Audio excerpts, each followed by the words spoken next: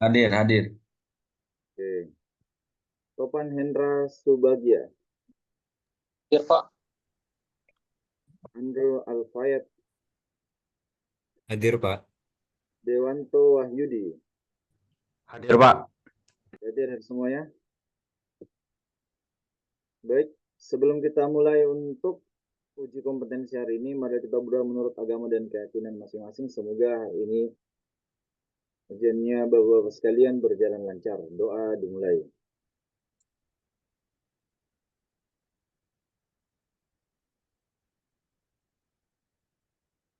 Amin.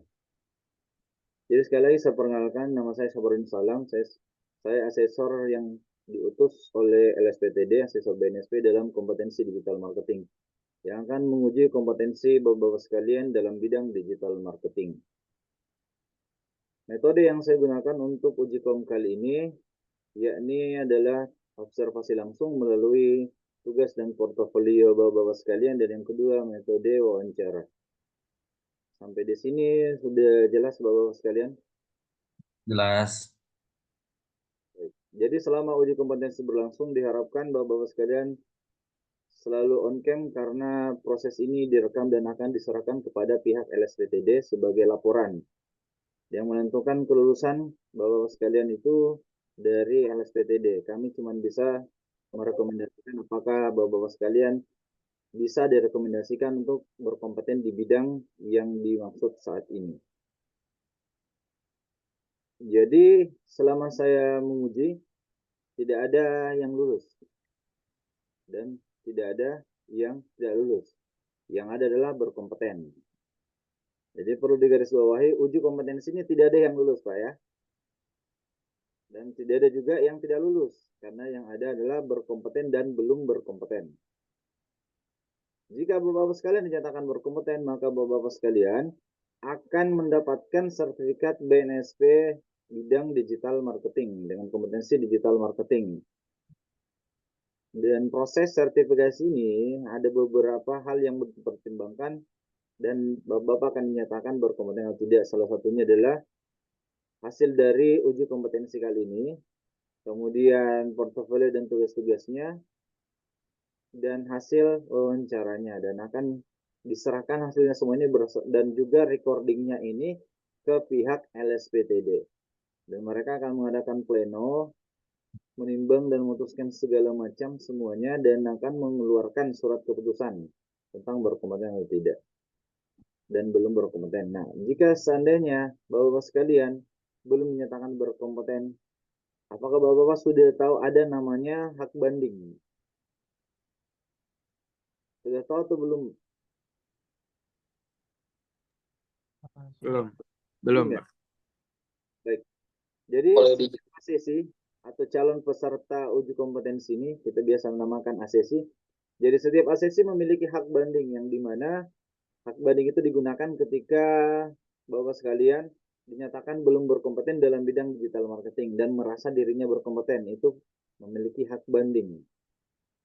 Jadi seperti itu ya. Oh, kok saya dikatakan belum berkompetensi padahal saya sudah mengerjakan tugas dengan baik, kemudian berdasarkan pada saat proses presentasi dan observasi langsung saya melaksanakan dengan sangat baik, dan juga pada saat wawancara saya bisa menjawab pertanyaannya.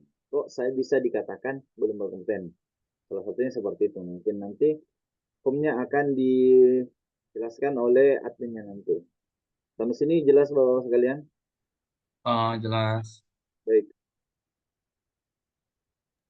Jadi selama uji kompetensi ini diharapkan teman-teman sekali lagi on cam karena ini prosesnya direkam, dan kalau ingin izin ke kamar kecil atau ada hal yang mendesak, tulis dulu di chat komentar biar terdeteksi. Nah, di sini ada yang mungkin mau ditanyakan Bapak-Bapak sekalian sebelum kita mulai uji kompetensinya pada hari ini? Pak, nggak di absen, Pak. Kenapa? Maksudnya tadi nggak di absen, Pak. Abdullah. Udah tadi. Oh, udah ya, Pak. Oh ya. Oke, ulang ya. Bapak Haidir Syahid Fahrudin. Ada. Haidar Syahid Fahrudin. Hadir, Pak. Ya. Ada. Abdullah. Oh, saya. Ada ya. Anwar. Hadir, Pak. Iya. Topan Hendra Subagja. Hadir, Pak. Henry Hadir, Pak. Alfayet. Hadir, Pak. Dewanto Wahyudi. Hadir, Pak. Baik, masih ada mungkin yang ingin ditanyakan sebelum kita mulai uji kompetensi?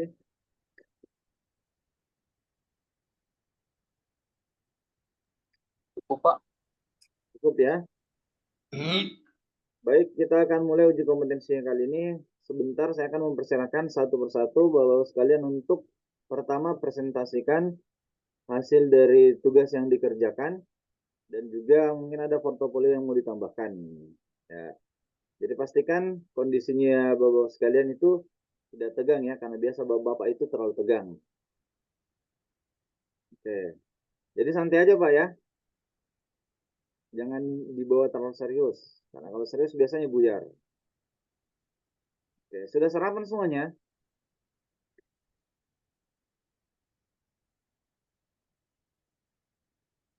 Baik, kita mulai. Bismillahirrahmanirrahim, uji kompetensi digital marketing. Pada hari Rabu 17 April 2024. Ya. Jadi metode presentasinya seperti ini, teman-teman semua Bapak-bapak sekalian menjelaskan, perkenalkan diri dulu, namanya siapa, kemudian aktivitasnya apa, dan lanjut langsung share screen tugas yang telah dikerjakan dan portofolionya. Seperti itu. Baik, kita mulai saja. Yang pertama mungkin ada yang ingin tampil terlebih dahulu, silahkan.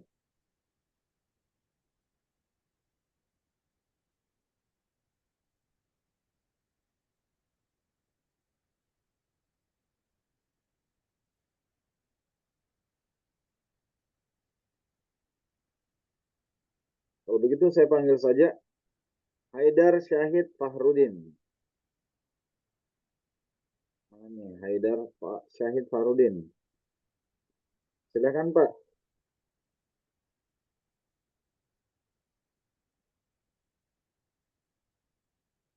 Bapak Haidar Syahid.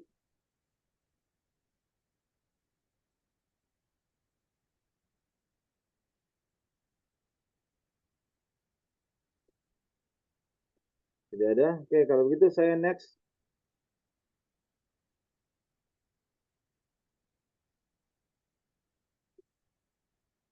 Bapak Abdullah, silakan Pak Abdullah. Baik, Pak. Apa suara saya terdengar, Pak? Ya, sudah terdengar Pak. Silakan. Assalamualaikum warahmatullahi wabarakatuh.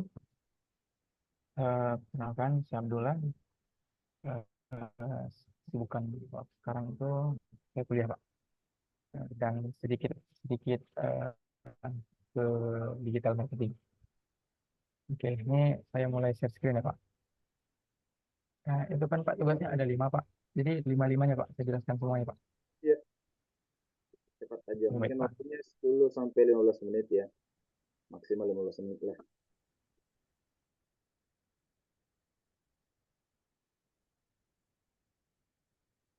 Apa share screen sudah nampak, Pak?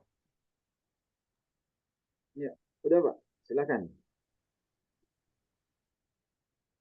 Assalamualaikum warahmatullahi wabarakatuh. Saya presentasikan yang pertama adalah tentang product knowledge. Yang pertama itu brand. Nah, brand yang di tempat yang saya ambil itu adalah background, dan alhamdulillah ini adalah punya saya sendiri gitu. Kemudian produknya itu ada kosmetika, itu ada pomade, ada serum, yang ini kemudian ada sampo. Nah, kemudian untuk target pasar itu yang kita targetkan adalah pria berusia 18 sampai 38 tahun yang ingin menumbuhkan kumis, berewok, dan mengikuti perontokan rambut. Nah, kemudian pria yang mengikuti tren, penggemar produk berbahan dasar alami dan berbasis lokal. Nah, STP-nya adalah yang pertama, S-nya itu pria berusia 18 sampai 38 tahun, kemudian targetingnya di siswa, mahasiswa, dan pekerja. Selanjutnya di positioning adalah produk perawatan rambut yang mengedepankan kesehatan rambut dan mengangkat kearifan lokal budaya Indonesia. Nah, untuk area pemasarannya itu sekarang ini yang store-nya, kemudian untuk yang offline-nya itu udah ada di e-commerce-nya itu ada di Shopee, kemudian TikTok Shop, yang dia pemasaran itu Pak.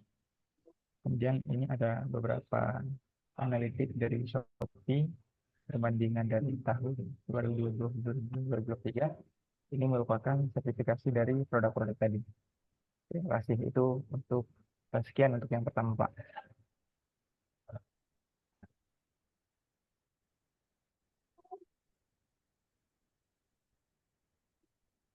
Ya, keyword apa ya Pak?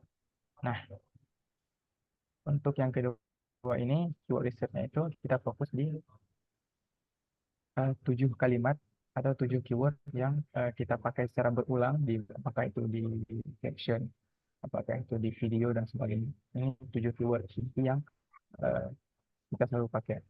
Nah, data digitalnya itu adalah kita ambil dari Google Trends. Ini merupakan trends data digital dari keyword-keyword yang kita pakai. Nah, ini dia selanjutnya wilayahnya itu, kemudian ini yang terakhir. Nah, itu yang dari keyword research-nya, Pak.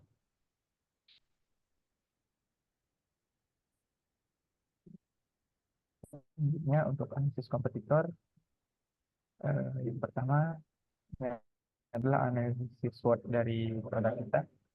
Yang pertama ada strength, kemudian weakness, opportunity, dan threats yang di produk kita. Selanjutnya, riset kompetitor ini saya pakai media Social Blade. Nah, Social Blade ini yang saya riset itu ada dua. Yang pertama CAF, mungkin ini udah familiar, kemudian satu lagi adalah case. Ini dua-dua produk ataupun brand yang bergerak di satu lini yang sama dengan saya, itu kosmetik pria. Walaupun mungkin kompetitor ini mereka sudah punya lebih banyak item produk, jadi nggak hanya fokus di hair care, tapi udah ada sampai ke sabun muka, sabun wajah, sabun badan, dan lainnya. Sedangkan saya itu yang Tat Ground ini cuman berfokus pada hair care, dan insya Allah kedepannya kita usahakan untuk bergerak ke lini-lini yang lain. Ini yang di Takdon. Mungkin untuk media sosial ini kita sadar betul bahwasanya ada perbedaan yang signifikan antara kompetitor dan brand yang saya ambil. Nah, selanjutnya untuk competitive analysis framework itu seperti ini Pak. Ini yang Takdon. Kemudian kompetitor yang pertama yang saya ambil tadi adalah CAF, dan yang ketiga adalah Cave. Nah, produknya kalau di kita itu cuman khusus di hair care pria.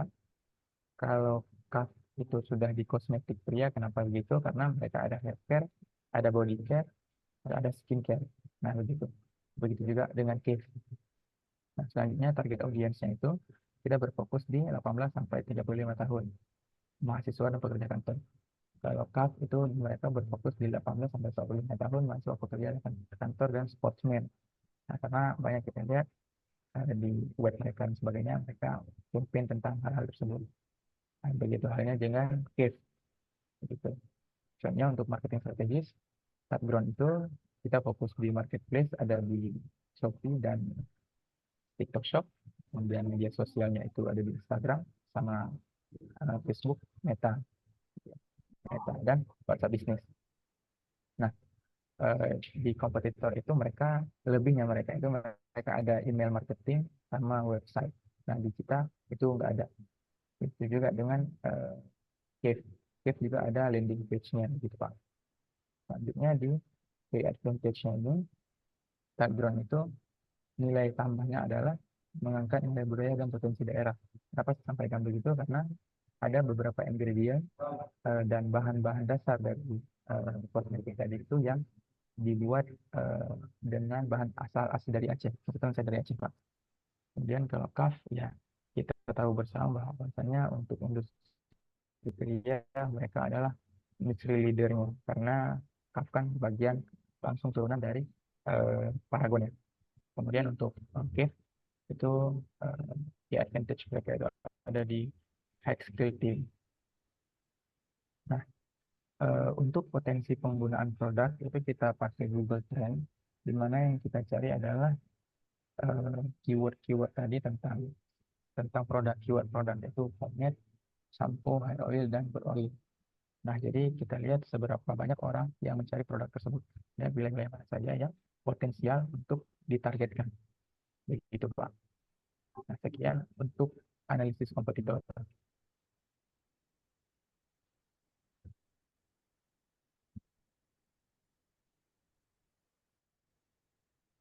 Selanjutnya, marketing media. Marketing media ini eh, yang pertama itu kita di Instagram. Itu ini yang Instagram saya pribadi, yang Abdul Gron ini. Dan ini Instagramnya eh, bisnis yang ground_gaya, Instagram produk. Nah, ini merupakan beberapa tampilan eh, khususnya di story Instagram yang kita buat. Ini yang di saya. Yang terakhir ini adalah Barber Boy. Nah, beliau juga salah satu dari afiliasinya kita begitu. Yang pertama, yang kedua itu ada Shopee. Nah, ini salah satu apa namanya media kita untuk penjualan. Selanjutnya ada TikTok Shop, begitu juga sama seperti halnya Shopee. Nah, selanjutnya ada Google Business. Nah, Google Business ini seperti yang kita tahu bahwasanya ya apapun hari ini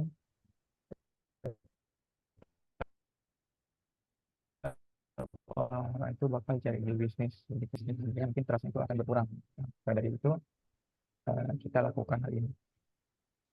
Nah, sekian untuk marketing medianya.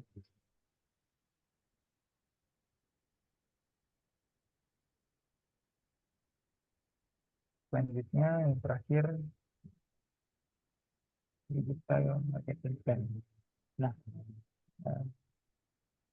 digital marketing plan itu relate dengan yang tadi, yaitu beberapa hal yang apa yang akan kita lakukan dengan channel-channel yang kita pakai.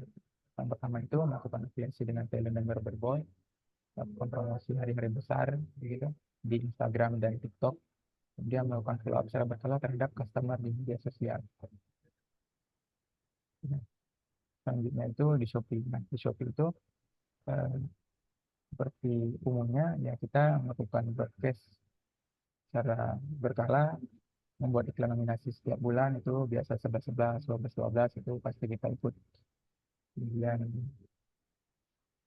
membuat iklan promosi setiap awal bulan dan melakukan follow up dengan afiliator secara berkala. Nah, kan ada Shopee affiliate. Nah, Shopee affiliate itu ya walaupun mereka itu menjual produk kita dengan keuntungan mereka pribadi, tapi kita sebagai seller tetap melakukan follow up kepada mereka yang penjualannya tinggi, kita kasih gift misalnya begitu. Selanjutnya TikTok Shop kurang lebih sama dengan Shopee, cuman eh, beda penamaan mungkin di beberapa item. Ini yang pertama kita buat iklan nominasi, kemudian follow up afiliator, eh, itu yang biasa keranjang kuning dan sebagainya.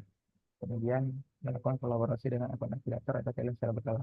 Itu yang kita lakukan di TikTok Shop untuk strategi marketing. Nah, sekian Pak, saya rasa itu saja yang perlu saya presentasikan. Kalau ada pertanyaan atau hal yang perlu saya perjelas, mohon ditanyakan. Terima kasih. Baik, terima kasih Pak Abdullah ya. Abdullah sekarang masih kuliah ya? Masih Pak. S2? S1 Pak. S1. Oke, tapi keren ya punya bisnis. Apa tadi namanya lagi? The Ground ya. Mana Pak? Ya Pak, dari Ground Pak. Kenapa pilih The Ground? Itu sepertinya maknanya filosofis Pak. Jadi itu dari dua kata. Hard ground itu bahasa Aceh Pak, bukan bahasa Inggris ya, Pak. Tapi itu bahasa Aceh. Itu Artinya apa khas tuh? bahasa Aceh, itu artinya keren banget. Keren banget Pak. Oh, keren Oh, bukan itu bahasa. Pak. Keren tadi bahasa Inggris ya. Ya, ya, tapi memang di beberapa tempat ya banyak orang yang ngira itu bahasa Inggris Pak. Kan apalagi kalau memang ya mereka lihat itu kayak beberapa kali itu saya bawa keluar, saya bawa ke Cina, bawa ke Surabaya, bawa ke India kan gitu. Tapi orang itu ngira itu bahasa Inggris. Tapi begitu kita jelaskan, oh ini bahasa daerah yang ada di Aceh gitu Pak. Bagaimana cara pengucapannya, Pak? Groen atau Grun? Gurun. Enggak, hat, hat, groundnya bacanya seperti baca ground yang artinya gunung. Kan Ground. ada bahasa Inggris kan ada gunung, ground, ya ground. Tapi tulisannya gini kalau bahasa Aceh. Tapi bacanya sama, hat ground. Nah, Oh. gitu Pak. Nah, ini saya senang nguji kalau gini, dapat pengetahuan baru lagi nih. Karena tadi bahasa Inggris, ground, tumbuh. Karena penumbuh rambut kan, penumbuh Ya, berewokan. gitu. Saya mencari penghambat yang terlalu cepat tumbuh nih. Nah, Pak, nanti kita kirim Pak. Baik, Pak Abdullah ya, terima kasih atas presentasinya tadi. Pertama mungkin kita kan nguji ini digital marketing ya. Apa sih sebenarnya digital marketing itu? Iya Pak, Silahkan. digital marketing itu kalau simpelnya itu ya pemasaran yang kita lakukan secara digital dengan channel apapun itu, apakah itu media sosial atau e-commerce dan sebagainya. Intinya segala aktivitas di marketing yang kita lakukan secara digital gitu sih Pak, menurut saya Pak. Oke.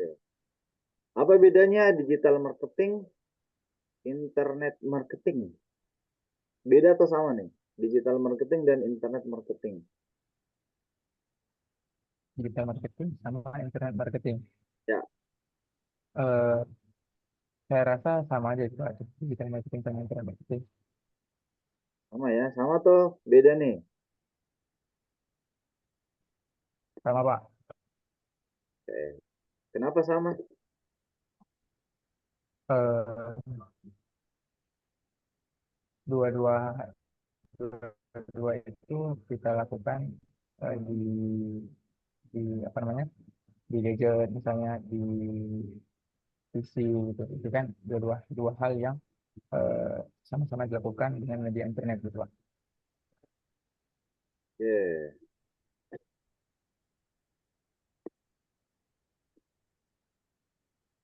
Kalau perbedaan dari marketing, selling, dan branding, tahu nggak Pak?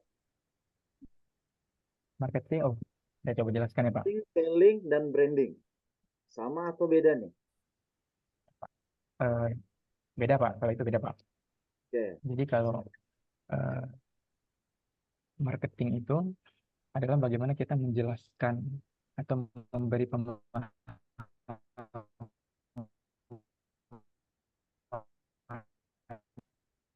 kepada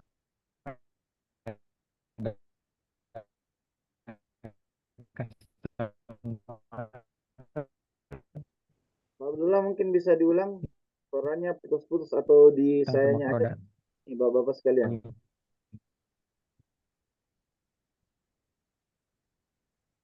Ini teman-teman yang lain ada putus-putus. Jaringan saya yang bermasalah atau gimana? Jaringan saya nih. Oh, jadi saya ulangi Pak. Oke, silahkan diulang. Jadi kalau marketing itu adalah bagaimana kita menjelaskan sesuatu, kita jelaskan value-nya, kita jelaskan beneficialnya, dan sebagainya. Tapi hanya sebatas menjelaskan dan memberi pemahaman kepada mereka. Selling itu masuk lebih dalam, artinya kita membuat bagaimana mereka itu yang tadinya target market menjadi customer kita. Jadi orang selling ini nanti yang closingkan produk, mereka yang menjual. Sedangkan kalau branding adalah bagaimana kita itu memberi pemahaman atau eh, kepada orang lain. Bagaimana produk itu ada seri misalnya, atau expensive. Nah, begitu Pak, saya kira.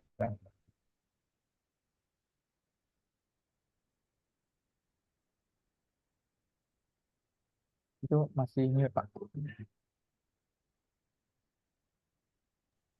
Baik, Pak Abdullah, terima kasih. Selanjutnya, bagaimana cara mendatangkan pelanggan sih dengan digital marketing itu? Kalau dengan digital marketing itu Pak, ada banyak cara untuk mendatangkan pelanggan. Nah, salah satunya itu dengan kalau kita fokus di media sosial itu ya dengan membuat konten yang menarik audiens, ataupun kalau di website itu kita bisa setting SEO, kita bisa setting SEM untuk menarik pelanggan. Kalau di marketplace kita bisa follow up customer, kemudian bisa buat iklan di marketplace dan sebagainya. Begitu Pak, kira-kira Pak. Oke. Apa perbedaan SEO dan SEM? Oh, Apa perbedaan SEO dan SEM? SEO itu SEO itu Pak, saya bilangnya SEO itu settingan dari sebuah website yang kita buat yang itu bekerja secara organik. Nah, jadi itu bekerja secara organik itu baik itu keyword yang kita pakai, kemudian jumlah kata yang kita gunakan, kemudian sebenarnya apa headline yang kita gunakan. Itu cara kerja SEO. Berbeda dengan SEM. SEM itu ya kita riset beberapa keyword yang nantinya kita itu bayar untuk melakukan hal itu. Biasanya kalau SEM itu kalau kita buka Google itu langsung ada tulisan bersponsor di atas. Tapi kalau SEO itu totalitas riset keyword yang kita andalkan gitu, Pak. Oke, baik. Ini terakhir nih. Bagaimana cara pemilihan channel yang tepat untuk digunakan sebagai channel promosi? Baik, dijelaskan Pak. Untuk pemilihan channel itu yang pertama kita harus betul-betul paham dulu produk kita apa. Nah, bisa jadi di lain lini produk, lain channel pemilihan channel yang misalnya hari ini banyak kita lihat misalnya kayak skincare, haircare dan sebagainya, pasti itu pemasarannya melalui afiliator, TikTok Shop, kemudian Shopee, Instagram. Dan itu kan channel-channel media sosial dan channel marketing yang digunakan untuk pemasaran hal itu. Kenapa? Karena ya target audiensnya itu berada di sana. Tapi beda halnya misalnya hari ini Lamborghini jualan mobil, kan mereka nggak iklan di Instagram gitu Pak. Mereka Instagram mereka nggak ngiklan mobil Lamborghini di Facebook. Kenapa ya? Itu nggak relate dengan target marketnya mereka gitu Pak. Nah, saya rasa untuk pemilihan channel yang benar itu, yang pertama kita betul-betul harus paham tentang produk. Yang kedua, kita tahu dulu siapa target market kita dan mereka itu ada di mana, gitu Pak. Oke, baik. Untuk Pak Abdullah ya. Baik Pak. Saya ada punya saran beberapa dalam bidang apa tadi nih? Tugas satunya bisa minta tolong tugas satunya yang tentang STP.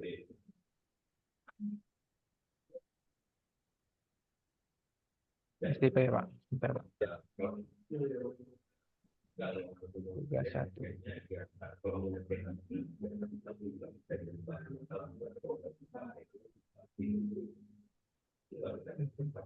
Ini Pak.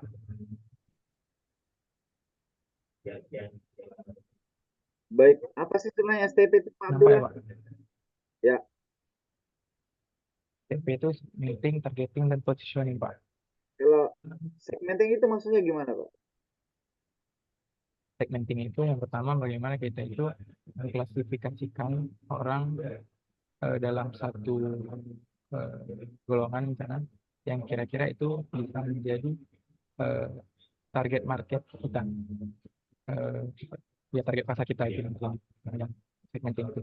Targeting itu kita kerucutkan lagi dari segmenting tadi, misalnya katakanlah segmenting itu ada 50 sampai 60 ribu orang yang masuk dalam klasifikasi itu. Di targeting itu kita perkecil lagi supaya apa? Supaya target pasar kita itu spesifik. Jadi misalnya yang tadi di atas itu dia berusia 18 sampai 34 tahun. Nah, itu kan bervariatif. Ada yang pekerjaan, yang hobi dan sebagainya. Tapi begitu kita masuk di targeting, ditargetkannya itu hanya mahasiswa, siswa dan pekerja. Di luar itu ya itu bukan target market yang kita sasar. Kalau mereka beli ya itu bonus saja gitu. Tapi yang kita targetkan adalah mereka. Nah, sampai di positioning adalah apa yang kita angkat ataupun poin apa yang membedakan kita dari produk yang lain. Nah, itulah yang nantinya akan kita komunikasikan kepada target pasar kita. Oh, ini loh yang enggak ada di produk lain yang ada di produk kita gitu. Salah satu misalnya saya sampaikan di sini ada perawatan rambut yang mengedepankan kesehatan rambut dan mengangkat kearifan lokal. Yang pertama saya sampaikan di sini, jadi Pak saya sampaikan ini. Ini ada aroma jempa. Aroma jempa itu adalah salah satu aroma yang bunga yang berasal dari Aceh. Jempa. Nah, itu satu yang pertama. Yang kedua, Dengar sama. Gimana nama Pak? lagunya bunga jimpa itu ya. Iya, ini Pak bunga jempa. Iya Pak. Jimpa. Nah, ini kita ekstraksi dan kita jadikan dia sebagai aroma di sini, Pak. Nah, makanya itu yang kita angkat sebagai ya kita itu mencoba untuk mengikut tren, tapi nggak melupakan kearifan lokal dari Aceh. Nah, gitu Pak. Begitu juga dengan celana gitu Pak. Nah, jadi seperti brand and Hot ini, ya kita itu pakai misalnya di Aceh kan itu ada daerah dataran tinggi di Takengon itu mereka punya banyak sekali kopi kemudian alpukat. Nah itu yang kita berdayakan untuk ekstraksi kemudian ya kita buat satu produk gitu Pak. Nah, dan semua itu melalui riset lab dan BPOM dan sebagainya begitu Pak. Nah itulah yang saya maksud di kita mengedepankan kesehatan artinya sebisa mungkin kita minimalkan yang disebut dengan ya, sintetis walaupun kita nggak bisa pungkiri bahwasannya bicara kosmetika itu kita nggak mungkin nggak pakai sintetis itu hal yang wajib tapi apapun yang bisa kita ganti dengan ekstraksi bahan-bahan alami yang akan kita gunakan untuk mengekstrak bahan tersebut gitu makanya kalau dilihat range harganya itu lumayan mahal dari biasa misalnya kayak sampo kita jual startnya itu dari 40.000 itu 100 mili. Bahkan kalau ada orang yang bilang oh ini mahal kali ada yang 30.000 ada yang 20.000. Tapi begitu kita edukasi mereka tentang wah, ingredientnya itu begini begini begini begini bedanya dengan yang 20.000 itu begini begini begini. Nah, akhirnya mereka mengerti bahwasanya eh, mahal itu eh, apa namanya kesehatan itu mahal gitu. Ini ya ada ingredient-ingredient yang ya mereka itu nggak bisa pakai di sampo yang 20.000 itu begitu Pak. Jadi eh, kita arahkan untuk edukasinya ke sana Pak. Oke, mantap Ya mantap keren. Produknya tadi yang pomade nih. Saya tarik pomade nih. Yang mana recommended sih di situ Pak? yang yang yang best seller Bulgaria Pak. Tapi saya pakai jempa karena saya suka aromanya Pak. Tapi yang best seller Bulgaria Pak. Oh, saya juga penasaran nih aroma jempa. Ya mungkin di Japri ya linknya ya. Asik. Baik Pak. Oke, aroma jempa. Baik, terima kasih cukup ya Pak Abdullah ya. Terima kasih. Tetap Pak, stay di sini ya, karena jangan keluar dulu. Sebentar kita akan ada post testnya ya sebentar. Setelah semua selesai kita adakan post test. Baik, terima kasih Pak Abdullah. baik sama Pak. Selanjutnya, ada lagi yang mau mengajukan diri untuk uji kompetensi?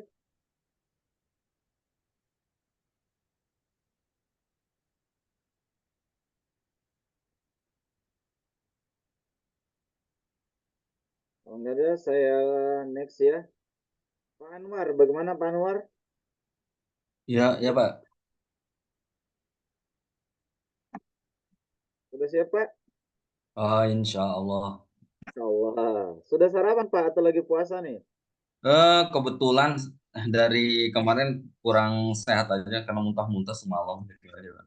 Wah, luar biasa. Kok nggak istirahat Pak? Kenapa? Kok nggak istirahat Pak?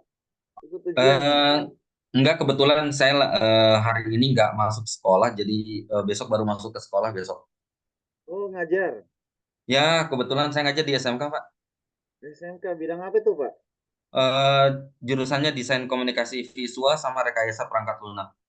Wah, keren. Kalau rekayasa keuangan, korupsi bisa Pak? Nggak boleh lah, Pak. Oh, nggak Nggak boleh ya. boleh. Nanti ditanya malaikat repot saya, Pak. Baik, baik. Silahkan Pak Anwar. Ya, Pak. Bentar ya, Pak. Saya tutup dulu. Bentar, Pak.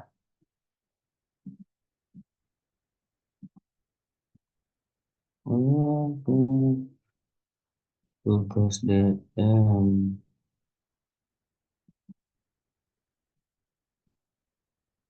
Bentar, Pak. Saya dulu jadwal sekolah.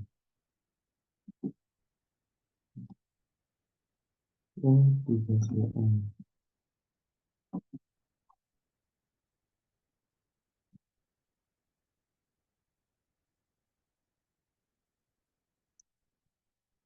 Ya, Assalamualaikum warahmatullahi wabarakatuh. Waalaikumsalam warahmatullahi wabarakatuh. Terima kasih atas kesempatannya untuk presentasi. Kebetulan karena saya di sekolah dan sampai saat ini Pak, saya memang belum punya usaha karena memang saya hanya sebatas guru. Jadi kebetulan untuk yang di portofolio digital marketing ya saya hanya menggunakan selaku pekerjaan saya di sekolah ya Pak ya. Jadi kebetulan untuk yang di digital marketing ini saya fokus untuk pengembangan ke sekolah Pak. Jadi untuk yang product knowledge-nya ini kebetulan karena saya diamanahkan sebagai kepala sekolah saat ini, jadi saya berkewajiban untuk mengembangkan dan men-sharekan sekolah melalui digital marketing. Untuk yang sekolahnya itu ada di SMK Darusada, kemudian untuk jurusannya kami ada 3, yaitu desain komunikasi visual 3 tahun, rekayasa perangkat lunak dan game itu 3 tahun, dan sistem informasi jaringan dan aplikasi itu ada 3 tahun. Nah, kemudian untuk yang ininya yang saya buat kemarin, Pak. Jadi untuk yang di bisnis mode kanvasnya, kebetulan untuk yang key partners kami itu ada mitra kami dalam mengembangkan sekolah adalah industri yang akan menerima lulusan dengan penerapan kurikulum industri di sekolah. Kebetulan kami sudah menjalankan kurikulum industri hampir 3 tahun ini dengan PT One Teknologi, sehingga alumni-alumni kami ini bisa diserap oleh rekanan PT One Teknologi di daerah Bogor dan sekitarnya. Kemudian kalau untuk yang key activities-nya Pak, jadi kalau untuk yang kami lakukan sekarang ini ada kami melakukan pendekatan ke sekolah-sekolah agar nanti siswa-siswa ini bisa daftar ke SMK Darussaada tentunya nanti dengan adanya penempatan kerja dan untuk didaftarkan kuliah sesuai dengan kebutuhan mereka. Dan tidak hanya itu, aktivitas kami juga ada membekali siswa dengan kebutuhan life skill yang dibutuhkan, misalnya ada teknisi AC, montir dan yang lainnya sesuai dengan kebutuhan siswa-siswa mereka, siswa pada saat mereka lulus.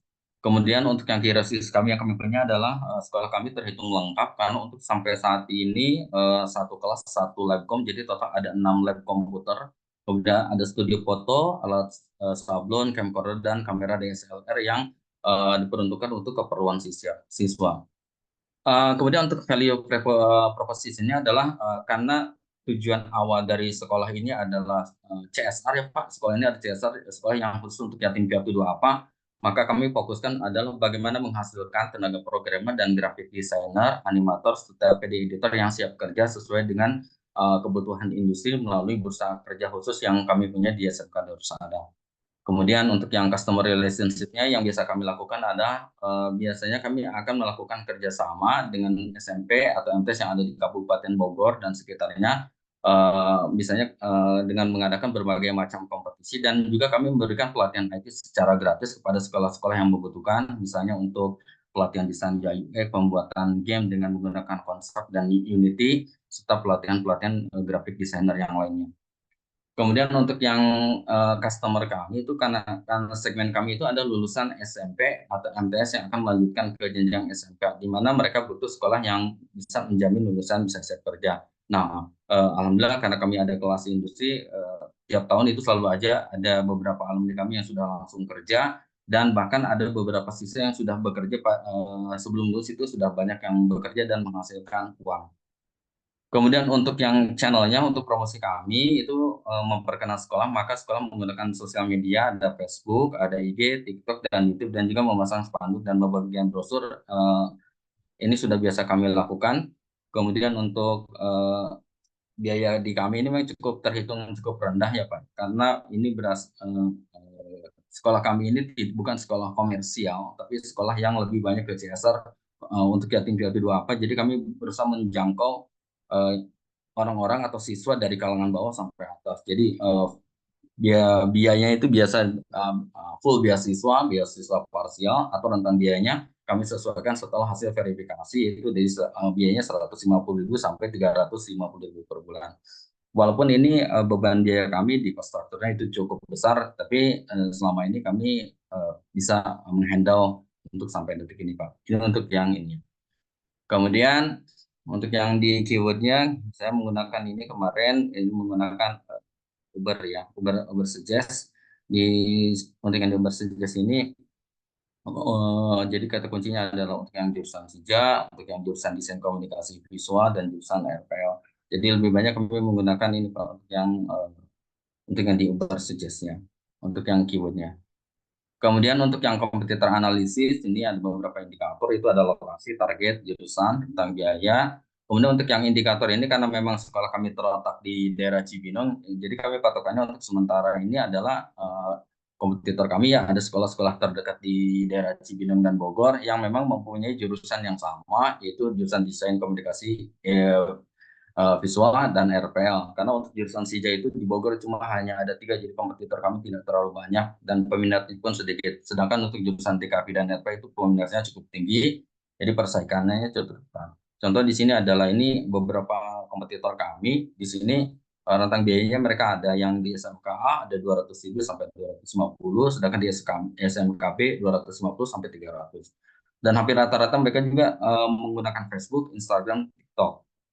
Tapi di SMK itu biasa mereka mengadakan pamer, bazar, dan yang lainnya karena memang sekolah ini muridnya banyak, itu hampir ada sekitar mungkin ada 1.000 orang. Kemudian ada yang di SMKB itu siswanya tidak terlalu banyak, jadi biasanya dia budgetnya sekitar 300.000.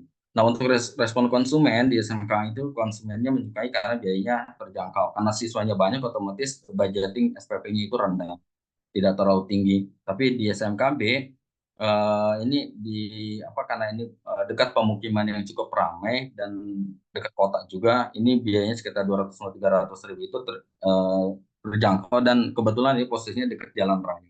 Untuk yang kompetitor analisis kami itu ada di daerah Cibinong dan sekitarnya. Kemudian kalau untuk yang nomor 4 Pak, untuk marketing media, kami selama ini menggunakan untuk menjangkau target kami, biasanya kami menggunakan media Instagram SMK Darussaada. Ini Instagram kami Pak. Jadi kami membuat beberapa post, reel, dan yang lain. Mungkin bisa di-share screen karena nggak kelihatan sini. Yang mana Pak? Ini yang terlihat cuman portofolio DM. Oh, saya udah share Pak ini Pak. Ya. Di close share dulu, diulang. Karena yang Oke, terlihat siap Pak. portofolio ya. Bentar.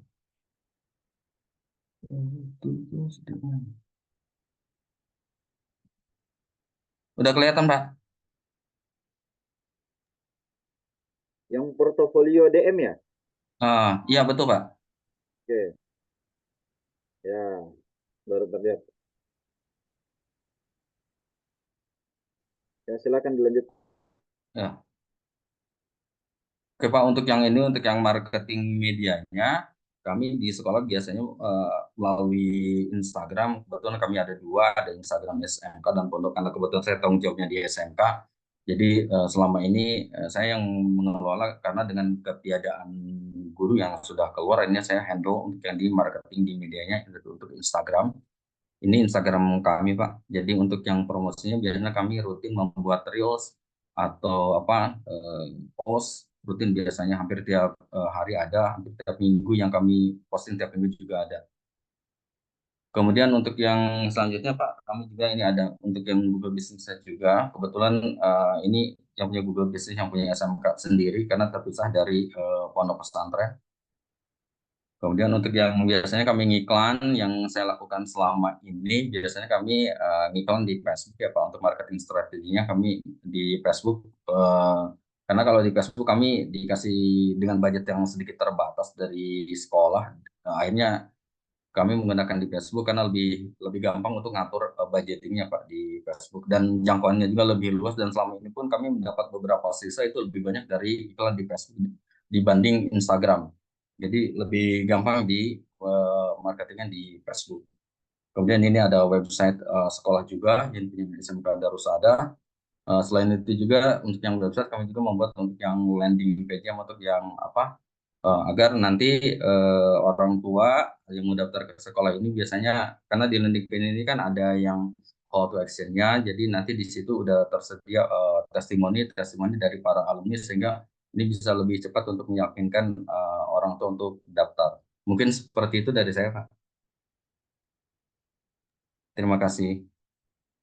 Baik, sama-sama Pak Anwar.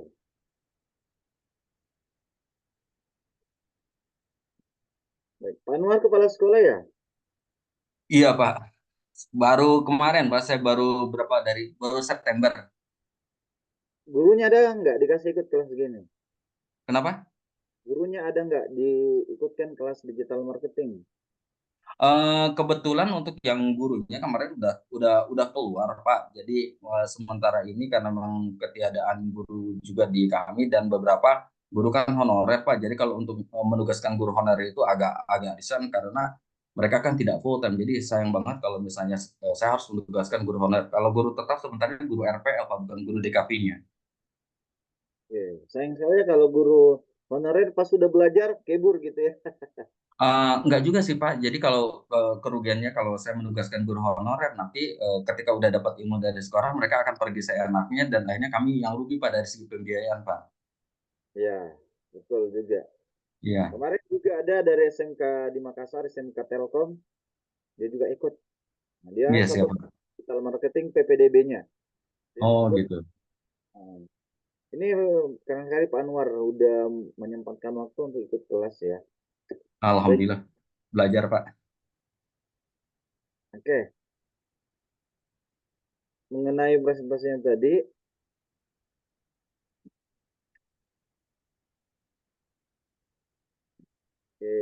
saya penasaran tentang bagaimana cara mendatangkan pelanggannya Pak Anwar ini.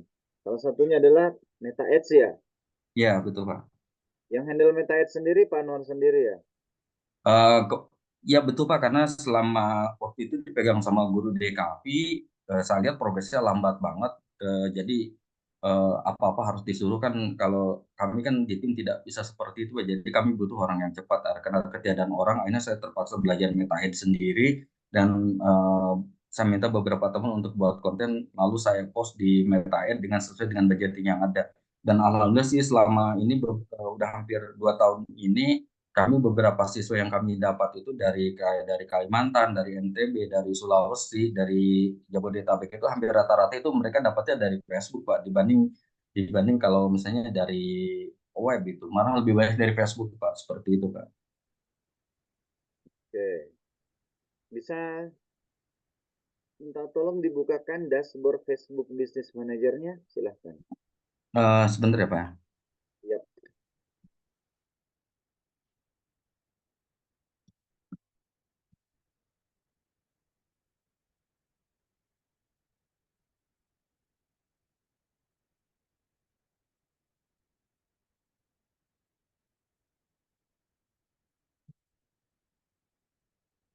Facebook mana Facebook? Ini Pak.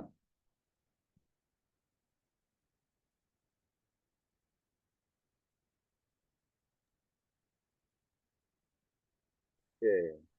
Bisa minta tolong dijelaskan apa itu campaign, ad set, dan ads-nya. Ini kan tiga nih. Nah, satu, dua, tiga, Hmm. silahkan.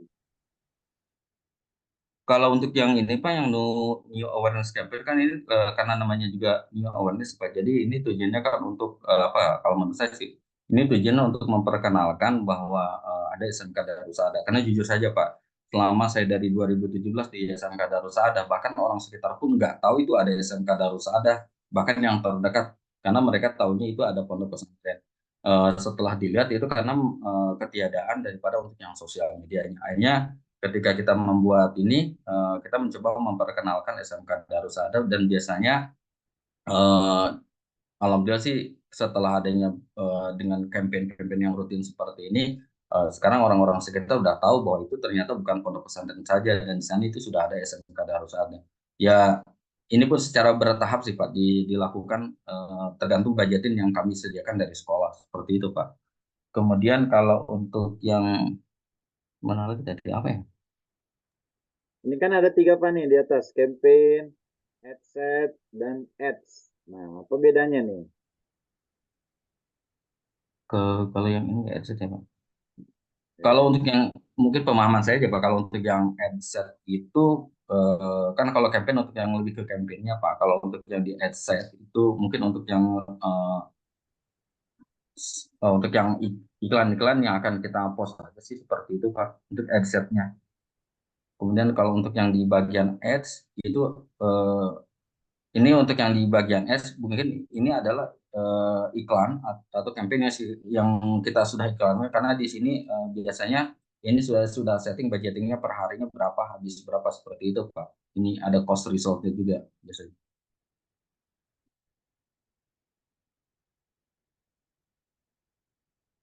oke, baik. Bisa minta tolong didemonstrasikan simple cara membuat iklan lewat Facebook. Sederhana saja. Silahkan. Ya baik Pak. Bentar. Eh, ini yang biasa saya lakukan sih Pak. Jadi biasanya kalau saya membuat iklan, biasanya ini saya di-create dulu karena tujuan saya kan awareness ya Pak. Tujuan saya awareness, maka ini yang masuk ini. Ini awareness campaign-nya. Kemudian saya jarang sekali sih Pak melakukan di sini di A/B testing. Jadi langsung biasanya langsung next. Nah, kemudian di sini maximize reach-nya, kemudian saya biasanya saya setting misalnya di sini saya habiskan mau 35.000 per hari bisa.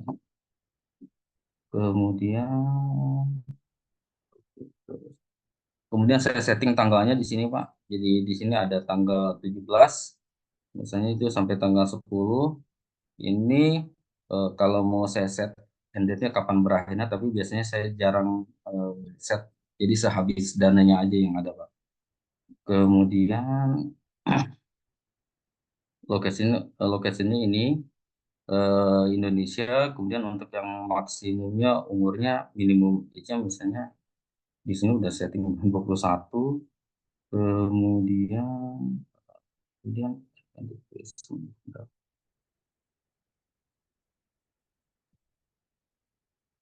create ads, kemudian saya biasanya tambahkan media, misalnya ini.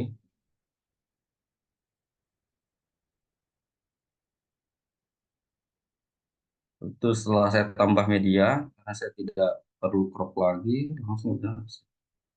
Nah, kalau misalnya seperti ini nggak cocok ya di apa on placementnya karena ini harus di crop. Bentar. Kemudian selesai, setelah selesai masukin ininya, kalau ada warning seperti ini biasanya ukuran videonya harus dirubah. Jadi yang akan tapi hanya di feed saja, Pak, di stories dan reel saja. Kemudian eh, misalnya PPDB, sebentar, terus ada.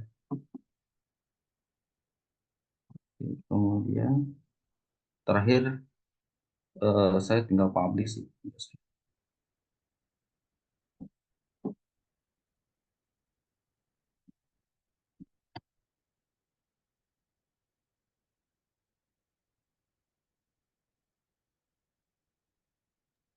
Nggak usah dipublish, Pak. Ntar saldonya terpotong.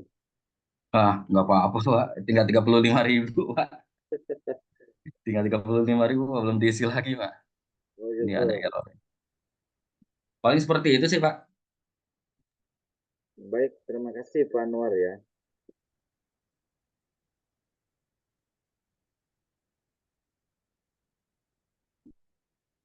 Ya, terakhir, apa sih sebenarnya digital marketing itu Pak Anwar? Oh, sepemahaman saya adalah Pak, kalau di digital marketing itu adalah strategi pemasaran yang dilakukan secara digital, karena ini sedikit sekali berbeda dengan yang mungkin dengan yang internet marketing ya Pak. Kalau misalnya internet marketing itu kan sekali lagi itu tergantung internet ya Pak ya. Tapi kalau digital marketing itu kan tidak hanya tidak hanya melalui internet tapi bisa melalui iklan yang ada di TV seperti itu Pak. Jadi kalau untuk yang di digital marketing kita bisa menggunakan sosial media, IG, TikTok, Facebook dan yang lain-lainnya Pak. Seperti itu sih Pak. Dan biasanya lebih untuk yang zaman sekarang itu lebih mudah melakukan marketing itu lewat digital marketing daripada yang konvensional, terutama sekolah harus datang-datang ke sekolah membagikan brosur itu sekarang itu wasting uang sih Pak. Jadi siswa atau orang tua yang jauh-jauh itu kalau mau daftar lebih cepat mereka lewat digital marketing dan tidak capek juga sih Pak kalau untuk digital marketing, hanya memang harus ada cost yang dikeluarkan dan itu mungkin harus diatur budgetingnya tiap bulan seperti itu Pak. Baik. Kalau perbedaannya antara marketing, selling, dan branding itu apa sih Pak Anwar? Kalau untuk marketing kan Pak, itu lebih kepada melakukan pemasaran baik offline atau maupun online. Sedangkan kalau untuk selling itu kan lebih kepada mungkin kita dari sekolah itu melakukan penjualan produk kan produk kita jasa dan dengan melakukan penjualan produk dan jasa kita itu tentu nanti akan mendatangkan customer atau siswa ke sekolah. Sedangkan kalau untuk yang branding itu bagaimana cara kita memperkenalkan keberadaan sekarang saya di sekolah, bagaimana cara memperkenalkan keberadaan sekolah tidak hanya melalui masyarakat sekitar, karena masalah yang saya alami dari 2017 orang orang sekampung aja nggak tahu kalau itu ada sekolah. Makanya kita perlu melakukan branding secara rutin dan terus-menerus. Tentunya branding yang dilakukan haruslah inovatif dan tidak monoton. Karena kalau brandingnya monoton, maka kita sama aja kayak sekolah lain dan tentu branding kita itu akan kalah sama kompetitor sehingga orang nggak bakal mau daftar ke sekolah kita. Seperti itu, Pak. Baik, cukup ya Pak Anwar ya. Ya, makasih, Pak. Oke, sama-sama.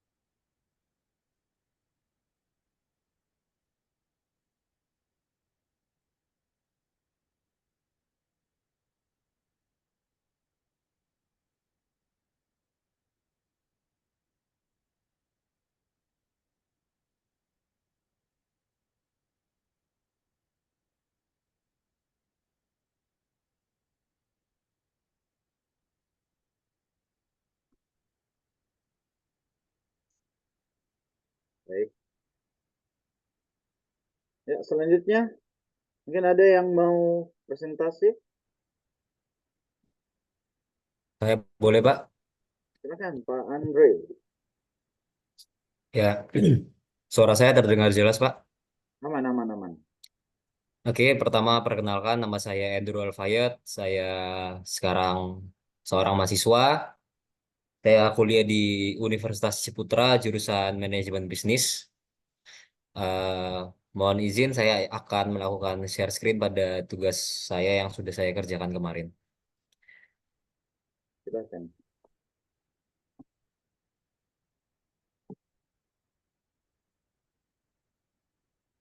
Sebentar, Pak.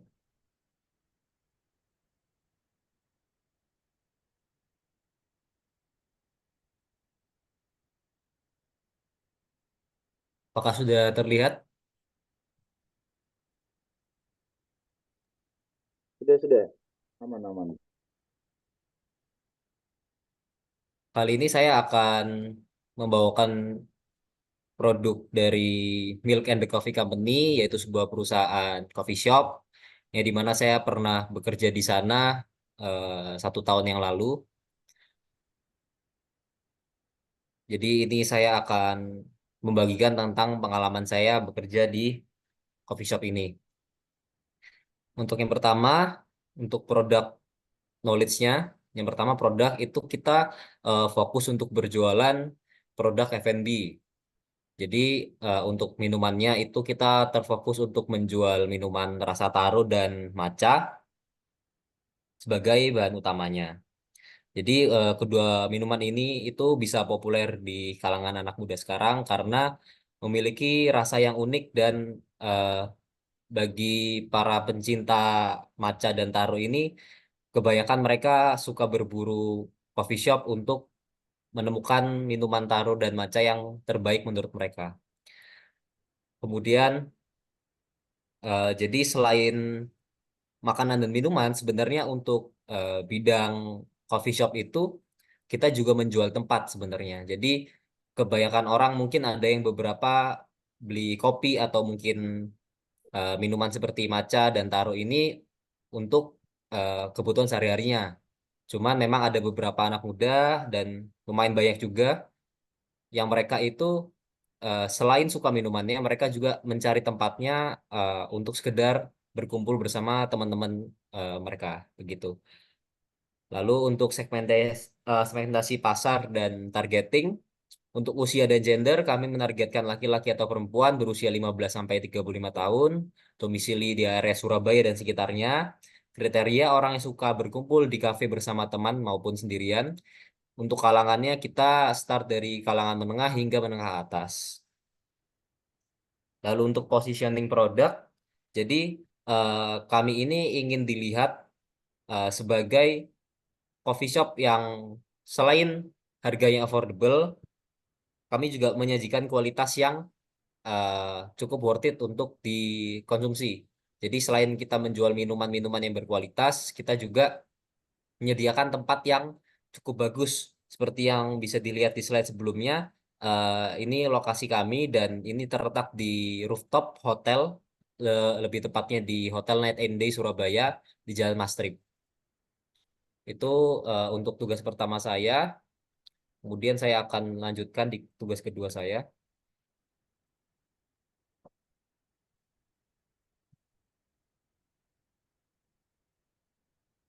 Untuk keyword, jadi untuk melihat tren anak muda zaman sekarang itu banyak menggemari kegiatan nongkrong. Bahasa bahasa sekarang itu nongkrong. Jadi kami menyadari bahwa kami tidak hanya menjual minuman, tapi juga menjual tempat untuk para calon customer kami berkumpul bersama teman atau sekedar menikmati suasana sendiri. Maka keyword yang kami gunakan yaitu hidden gem dan tempat nongkrong. Berikut hasil analisis saya di tools yang saya gunakan. Yang pertama, untuk Uber di yang digunakan adalah keyword tempat nongkrong itu volumenya cukup tinggi yaitu volume pencarian 12.100. Kemudian yang ini saya menggunakan SEMrush Hidden Gem yaitu volume pencariannya mencapai 18.000. Kemudian di tugas ketiga,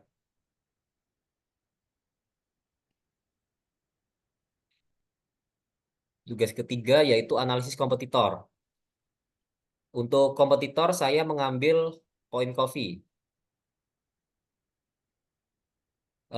Untuk keunggulan, secara keunggulan memang Point Coffee itu dia sudah istilahnya bisa dibilang sudah menjamur di Surabaya lebih tepatnya karena biasanya itu perbandingannya jumlah karena kan Point Coffee ini kan adalah anak perusahaannya Indomaret Pak.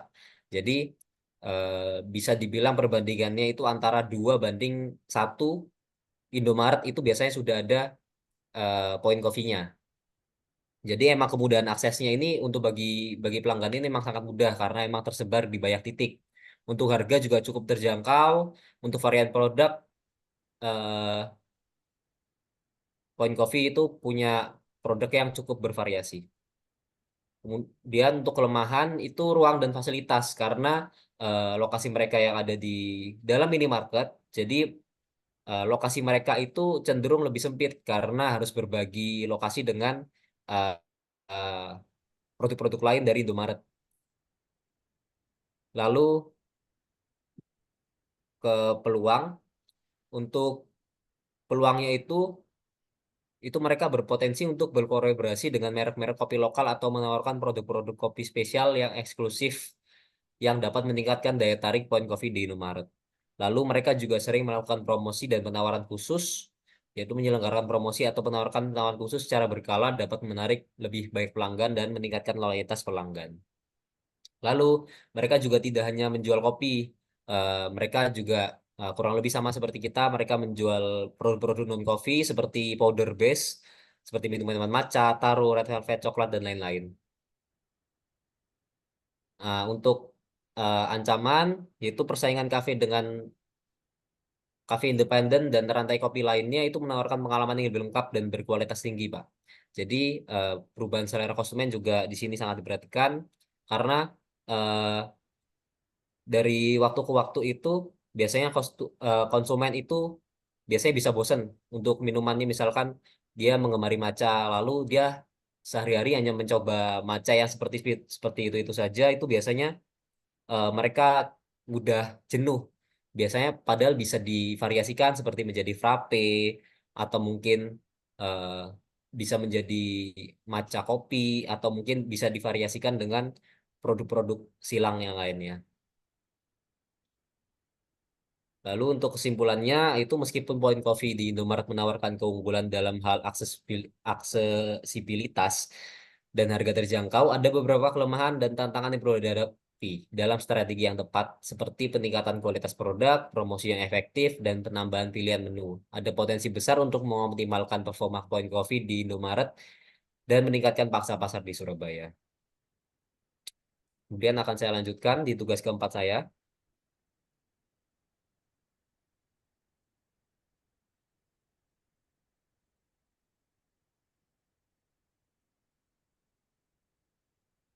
Untuk marketing media sendiri, Milk and the Coffee Company ini terfokus menjadi dua ya Pak sebenarnya di sosial media seperti Instagram dan TikTok dan di e-commerce seperti Gojek. Untuk website kita belum masuk ke sana, jadi karena memang eh, kita lebih mengoptimalkan di sosial media Pak yang sesuai dengan target pasar kami. Untuk Gojek dia sudah tersedia seperti ini untuk Milk and the Coffee Company. Kemudian di Instagram kurang lebih seperti ini Pak tampilan Instagramnya. Kemudian saya akan menampilkan tugas terakhir yaitu marketing strategi.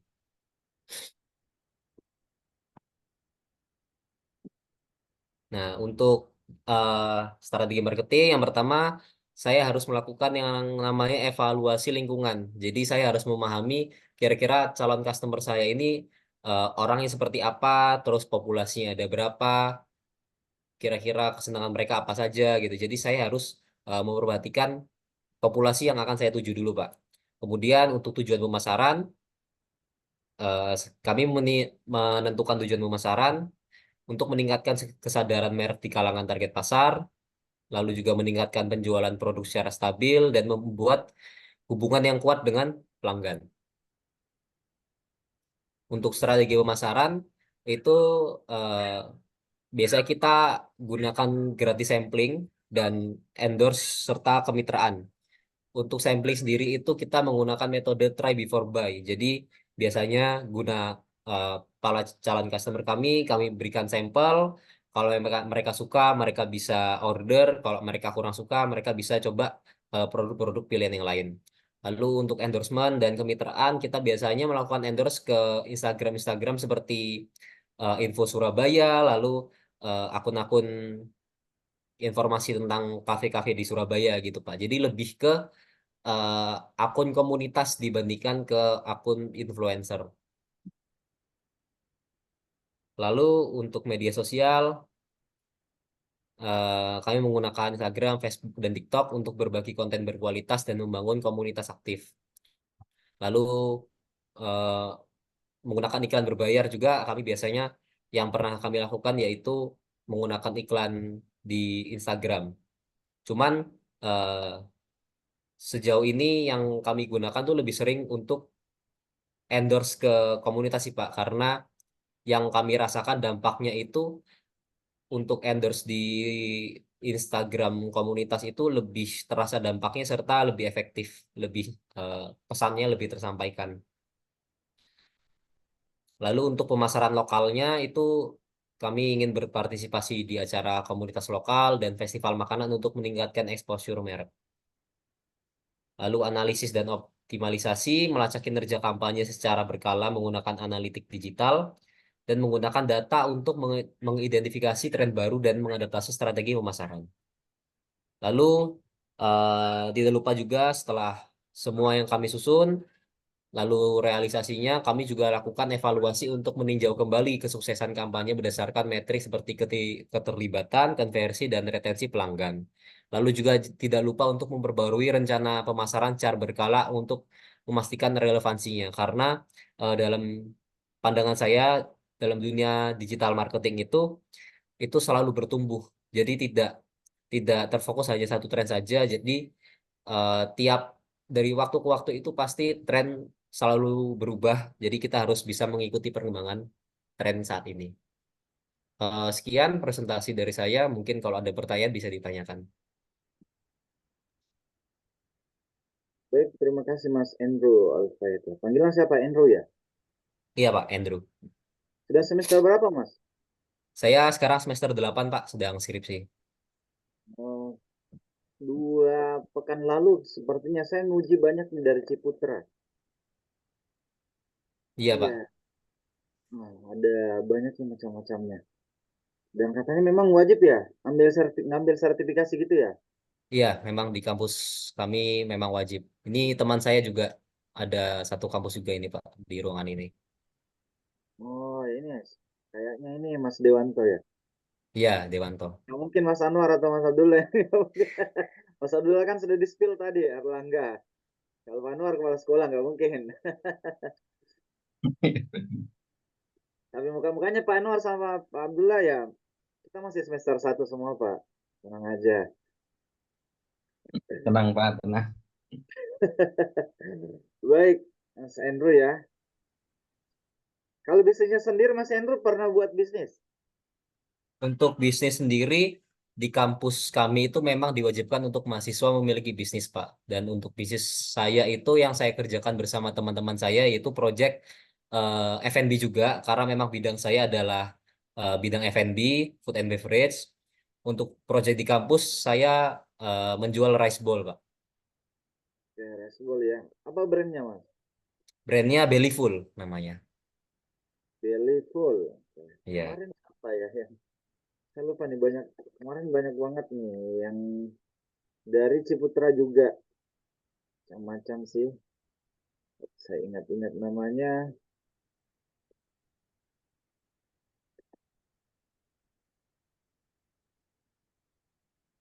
Ada Michelle Dennis, Lena Septianti, macam-macam nih kemarin.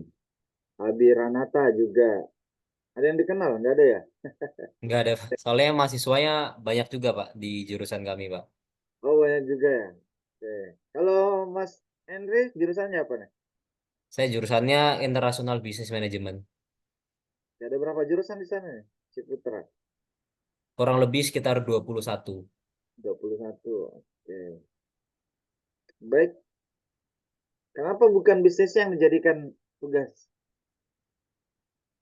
Karena memang saya bagi sih Pak, untuk jawaban jujurnya yaitu karena kan di sini saya bersama teman-teman project saya, satu project.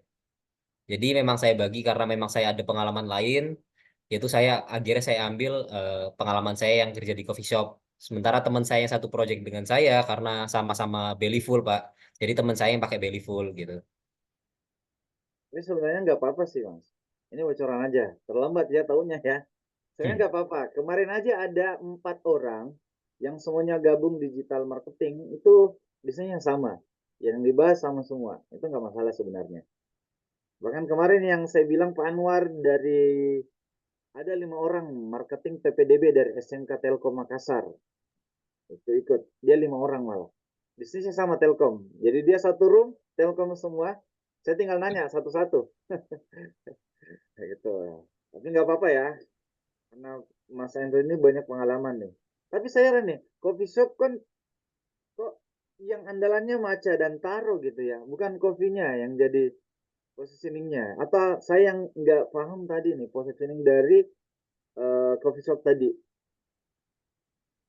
Karena gini Pak, sebenarnya untuk kopi itu eh, kurang lebih sama Pak. Sebenarnya kopi itu hanya main di gramasi saja sebenarnya.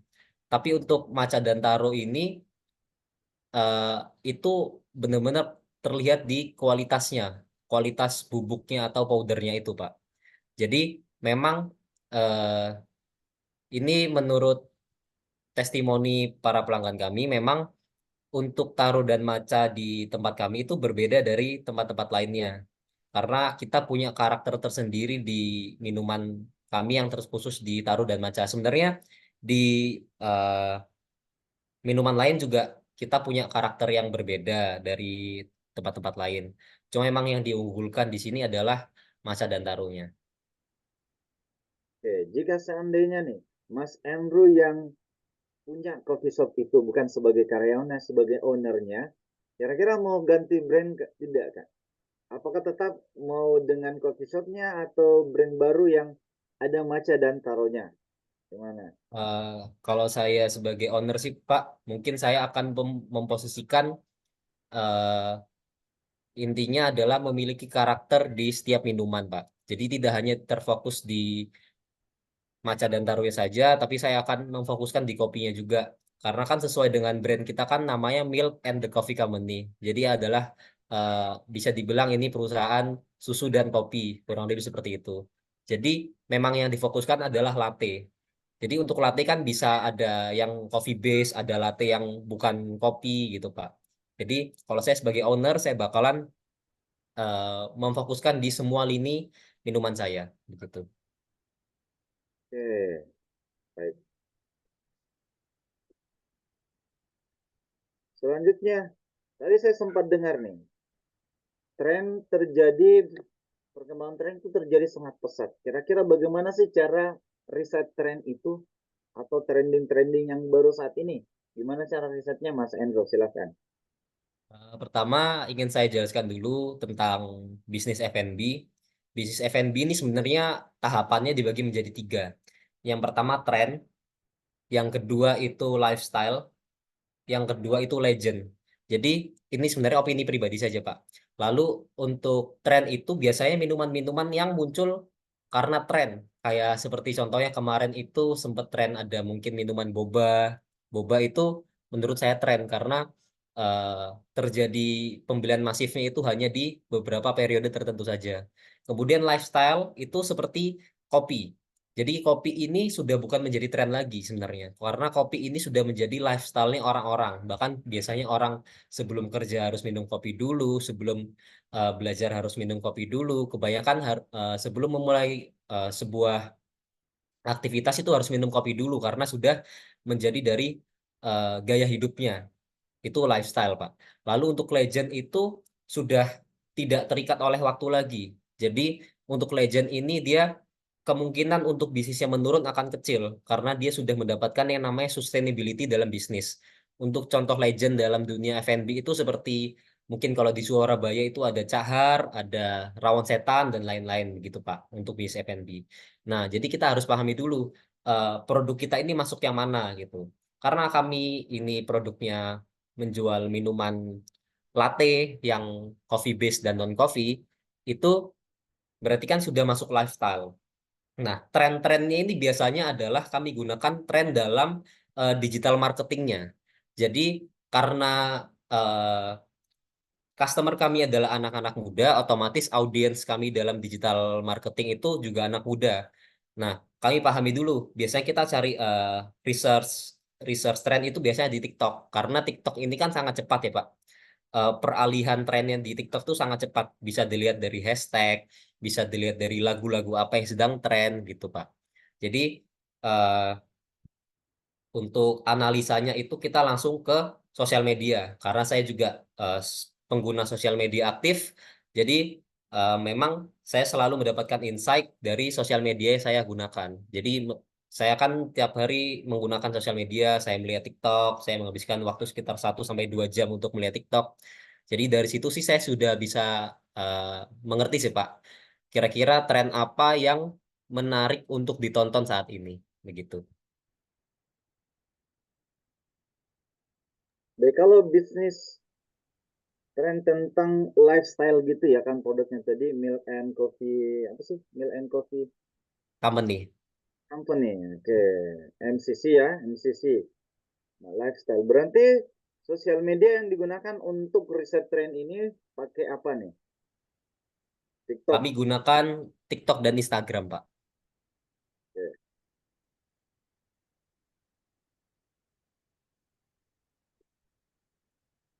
Baik, selanjutnya pertanyaan dasar saja. Apa sih sebenarnya digital marketing, Mas Andrew? Digital marketing itu eh, suatu teknik marketing yang menggunakan teknologi digital. Bisa seperti internet, bisa seperti sosial media, bisa televisi, atau mungkin eh, billboard digital. Itu adalah digital marketing. Jadi teknik pemasarannya saja. Oke, kalau perbedaannya antara marketing, selling, dan branding itu apa saja? Untuk marketing itu bagaimana kita eh, mempromosikan produk-produk kita. Untuk selling itu lebih ke penjualannya. Jadi eh, beda beda lini dalam pekerjaan. Biasanya untuk selling itu langsung terjun ke lapangannya. Biasanya untuk marketing itu dia ada di belakang layar, lebih di belakang layarnya. Untuk sellingnya biasanya langsung ke lapangan-lapangan. Lalu tadi apa lagi Pak? Satu lagi. Untuk branding itu adalah bagaimana produk kami ingin dilihat oleh masyarakat. Jadi lebih ke positioningnya, ingin dilihat seperti apa. Apakah brand dengan karakter seperti karakter A atau mungkin karakter B begitu Pak. Jadi bagaimana kita ingin dilihat oleh masyarakat untuk branding. Oke, kalau jalur channel atau channel yang digunakan di MCC tadi itu apakah sama dengan yang digunakan untuk cari tren atau beda channel pemasarannya MCC? Untuk channel pemasarannya sebenarnya kita eh, fokusnya menggunakan algoritma. Jadi memang kita ini memperhatikan algoritma yang sosial media yang kami gunakan. Selain itu juga kalau misalkan kita hanya mengandalkan algoritma sebenarnya agak sulit ditebak ya Pak. Karena yang mengerti algoritma secara pasti pasti hanya dari perusahaan sosial media itu tersendiri. Tapi untuk mengakali itu seperti yang sudah saya presentasikan tadi, kami melalui Instagram komunitas seperti Info Cafe Surabaya, Info Surabaya, supaya eh, kami ini dapat engagement lebih dari eh, akun-akun Instagram yang sudah lebih besar dari akun Instagram kami, begitu Pak. Baik, kalau untuk target marketnya, apakah target marketnya menggunakan mayoritas Instagram atau sosial media lainnya? Untuk target marketnya memang menggunakan mayoritas dari Instagram, karena eh, kalau Instagram ini kita lebih sebelumnya kan kita sudah melakukan percobaan di TikTok dan Instagram. Tapi memang yang sejauh ini saat saya bekerja di sana itu yang lebih efektif lebih di Instagram karena mungkin eh, lebih universal. Mungkin kalau misalkan TikTok itu kan eh, orang yang di atas 30 tahun mungkin agak jarang buka TikTok. Tapi kalau di Instagram itu lebih universal karena kan target market kami dari usia 15 hingga 35 tahun. Baik, Mas Andrew. Cukup ya? Terima kasih. Baik, terima kasih banyak, Pak. Oke, silahkan jelas. Oke, selamat pagi semuanya. Perkenalkan nama saya Dewanto Wahyudi. Saya aktivitasnya sebagai mahasiswa dari universitas yang sama seperti Andrew dan jurusannya juga sama. Saya izin untuk share screen ya, Pak. Silakan, silakan.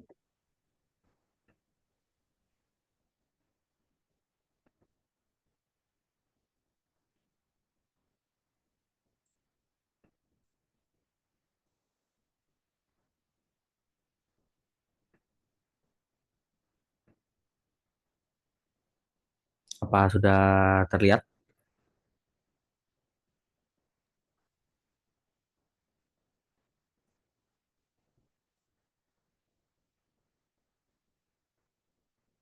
Sudah muncul share screen-nya, Pak?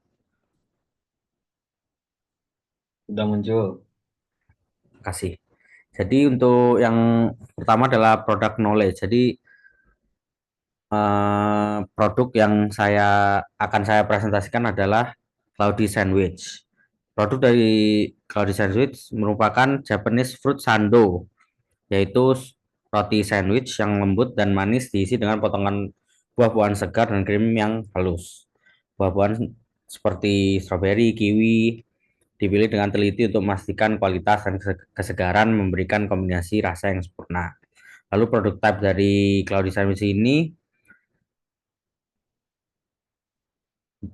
produk dalam sektor makanan dan minuman atau food and beverage, mencakup berbagai jenis konsumsi manusia, termasuk yang pertama makanan olahan, makanan yang telah diolah untuk kemudahan seperti makanan beku, makanan kaleng, dan makanan siap saji.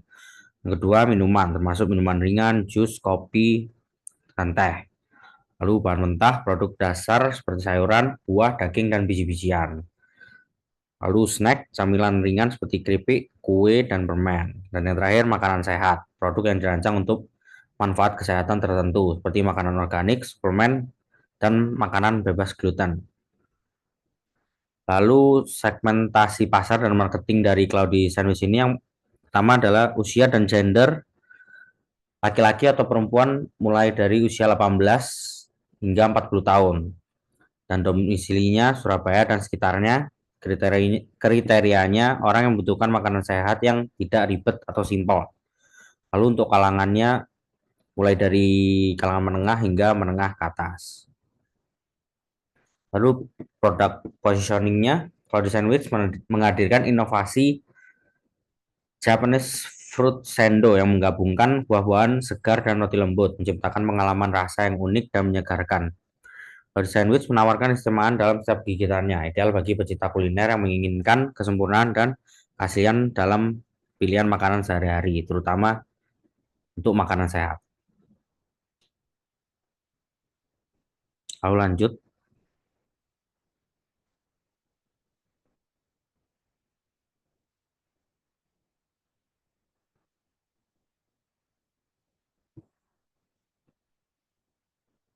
Kedua adalah keyword research.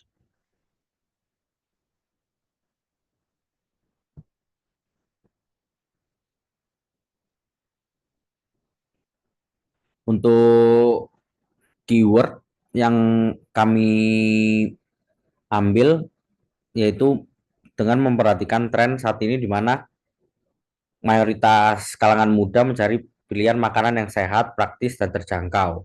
Cloudy Sandwich tidak hanya menyajikan Japanese fruit sando sebagai hidangan, tapi juga pengalaman menikmati gaya hidup sehat. Oleh karena itu, kata kunci yang kami ambil untuk keyword research di sini ada 3, yaitu yang pertama makanan sehat, praktis, dan ekonomis. Dan alat yang saya gunakan untuk meneliti keywordnya yang mulai dari makanan sehat ini menggunakan Uber Suggest. Bisa dilihat dari volume pencarian dari makanan sehat ini bisa dibilang cukup tinggi, yaitu 27.100. Yang kedua, praktis. Untuk volume pencariannya hanya rata-rata sekitar 6.600. Dan yang terakhir, ekonomis. Volume pencariannya di angka 4.400.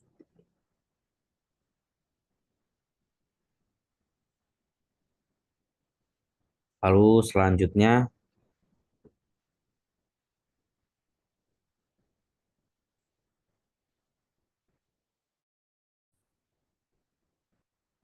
kompetitor analisis.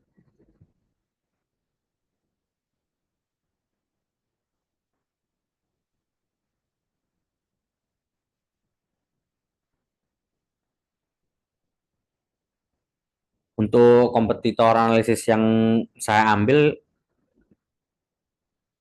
yaitu Sandokui. Keunggulan dari Sandokui ini yang saya dapat ada 2. Yang pertama adalah variasi produk. Sandokui menawarkan berbagai macam produk tidak hanya fruit sando, seperti contohnya Daifuku Mochi. Lalu yang kedua dari sosial media. Sosial media dari Sandokui cukup aktif dalam memposting produk yang mereka tawarkan. Lalu kelemahannya untuk keterjangkauan harganya. Harga yang ditawarkan oleh Sandoku dapat dibilang cukup tinggi untuk produk fruit sando. Lalu peluang yang saya dapat dari kompetitor analisis ini, yang pertama sinergi branding. Kolaborasi antara Cloudy Sandwich dan Sandoku dapat menciptakan sinergi merek yang kuat, menarik perhatian lebih besar dari konsumen yang telah setia pada kedua merek. Lalu yang kedua, kreativitas menu. Penggabungan keahlian kedua brand dapat menghasilkan kreasi menu baru yang inovatif, memperkaya pilihan untuk pelanggan dan menarik peminat baru. Dan yang terakhir, penyebaran geografis. Kerjasama bisa memungkinkan ekspansi ke wilayah baru dengan memanfaatkan jaringan distribusi yang sudah ada dari Sandokoy. Lalu untuk ancamannya, yang pertama ada persaingan tinggi. Pasar makanan cepat saji yang semakin jenuh dengan berbagai macam pilihan makanan sehat dapat menimbulkan persaingan yang ketat, termasuk dari pesaing baru yang menawarkan produk serupa atau lebih inovatif. Yang kedua, perubahan tren konsumsi. Selera dan preferensi konsumen yang cepat berubah dapat mempengaruhi permintaan terhadap fruit sando. Jika tren bergerak menjauh dari makanan manis atau konsep buah dalam sandwich, itu bisa mengurangi penjualan. Nah, yang terakhir, ketersediaan bahan baku. Ketergantungan pada buah segar yang tidak tersedia sepanjang tahun dapat mempengaruhi kualitas dan ketersediaan produk, serta fluktuasi harga bahan baku yang bisa mengganggu margin keuntungan. Lalu kesimpulan yang saya ambil yaitu kalau di sandwich dengan produk andalan mereka, Japanese Fruit Sando telah menciptakan niche di pasar dengan fokus pada kualitas dan pengalaman konsumen.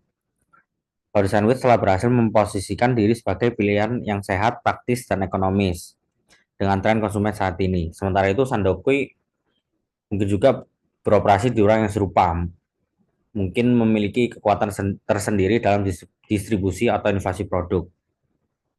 Analisis ini menunjukkan bahwa sementara Cloudy Sandwich telah membangun reputasi atas kualitas dan nilai, mereka harus tetap waspada terhadap strategi Sandokoy yang bisa mencakup diversifikasi menu, kolaborasi strategis, dan atau pemasaran yang agresif. Cloudy Sandwich harus terus menginovasi dan mungkin mempertimbangkan kemitraan atau strategi baru untuk mempertahankan keunggulan kompetitif mereka di pasar yang dinamis ini. Lalu potensi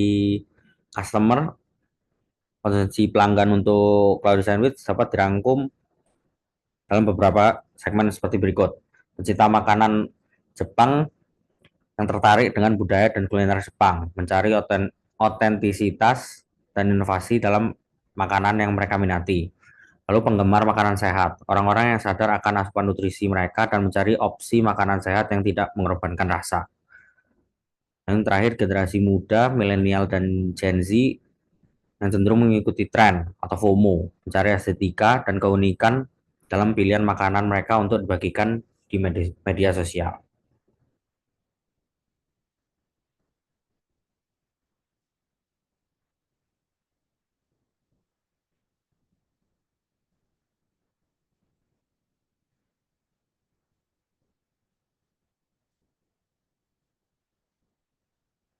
Lalu yang selanjutnya adalah marketing media. Jadi media marketing yang digunakan oleh Cloudy Sandwich ini ada dua. Yang pertama adalah Instagram, seperti yang saya tampilkan, dan yang kedua adalah Google Business.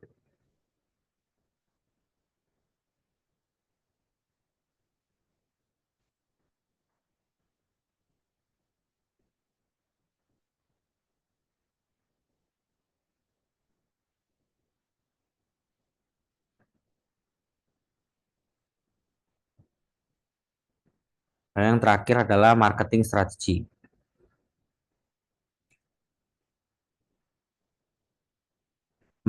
Marketing strategi yang dapat dilakukan oleh Cloudy Sandwich yang pertama adalah kolaborasi lokal atau bekerja sama dengan bisnis lokal lainnya untuk cross promotion atau penawaran gabungan yang dapat meningkatkan visibilitas. Yang kedua, kemasan yang berkelanjutan, seperti menggunakan kemasan yang ramah lingkungan untuk menarik pelanggan yang peduli dengan keberlanjutan dan untuk membangun citra merek yang bertanggung jawab. Nah, yang ketiga, target pemasaran, analisis data pelanggan untuk membuat kampanye pemasaran yang lebih personal dan tepat sasaran. Yang keempat, branding yang kuat, seperti membangun identitas merek yang menonjolkan keunikan Japanese Fruit Sando sebagai produk andalan yang mencerminkan kesehatan dan kesegaran. Selanjutnya, program program loyalitas, mengimplementasikan program loyalitas dengan penawaran khusus untuk pelanggan yang sering melakukan pembelian berulang, seperti diskon atau produk gratis setelah pembelian tertentu. Dan terakhir, sampling produk, menawarkan sampel gratis di lokasi strategis atau pada event tertentu untuk memperkenalkan rasa unik Fruit Sando kepada calon pelanggan baru. Sekian presentasi dari saya. Terima kasih. Baik, terima kasih Mas Dewanto. Panggilan siapa nih? Mas Dewanto ya? Dewa, Pak. Dewa, Dewa. Wah, Kang Dewa nih. Baik, Mas Dewa. Nah, untuk brandnya sendiri, jadi Cloudy Sandwich ya. Iya, Pak. Kalau Japanese fruit itu maksudnya gimana nih? Jadi Japanese Fruit Sando itu sandwich, Pak. Sandwich biasa, cuman isinya itu buah-buahan sama pakai krim. Kalau biasanya kan sandwich pakai daging, sayur gitu kan. Kalau Japanese Fruit ini lebih ke sandwich sehat.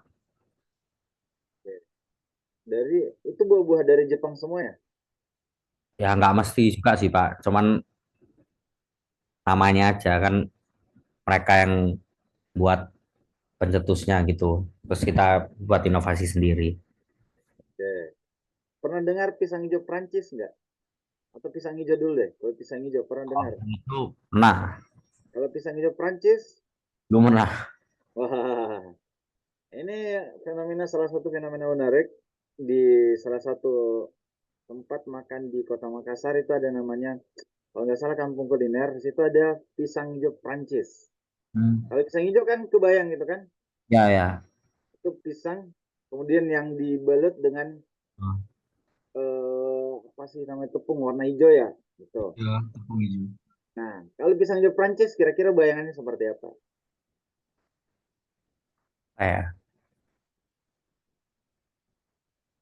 Kayak spaghetti paling, Mbak.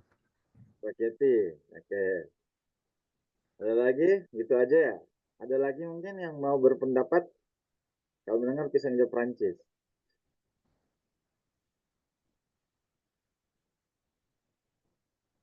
Nah, di sini pisang hijau Prancis saya coba pesan. Ternyata itu pisang hijau diberikan 2 skop es krim di atasnya. Itu aja. Oh. Kok pisang hijau Prancis? Ya terserah gue yang kasih nama gitu kan. Oh iya iya bisa juga ya.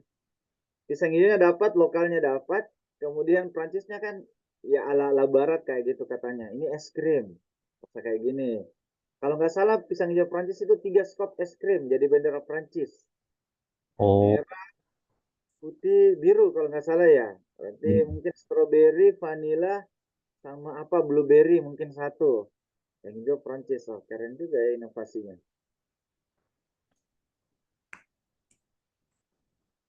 Saya tadi bayang seperti itu, Japanese fruit.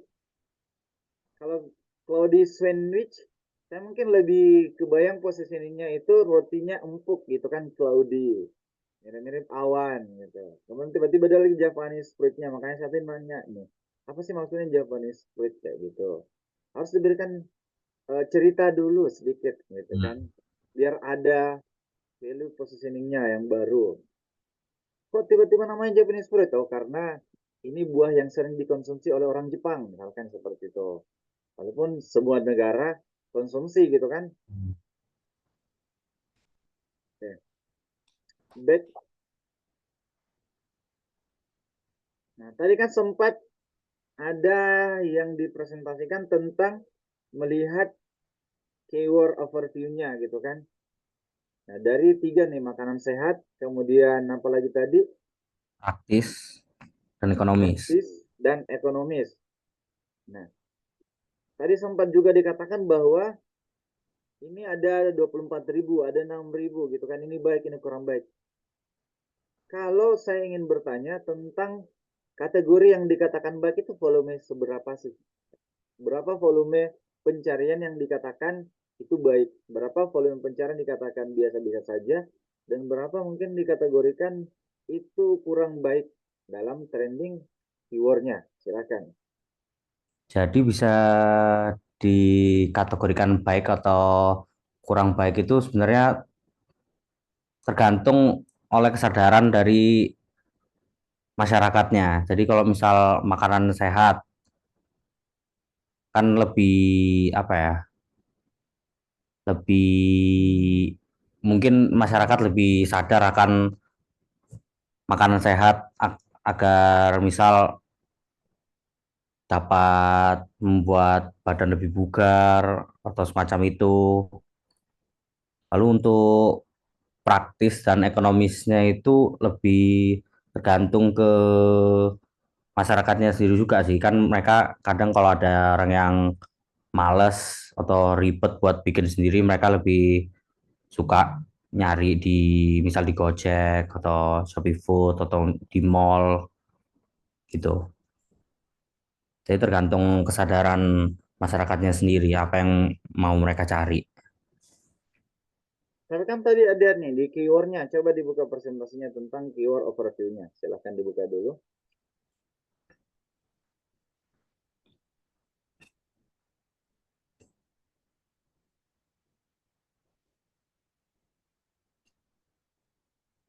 Sudah muncul, Pak?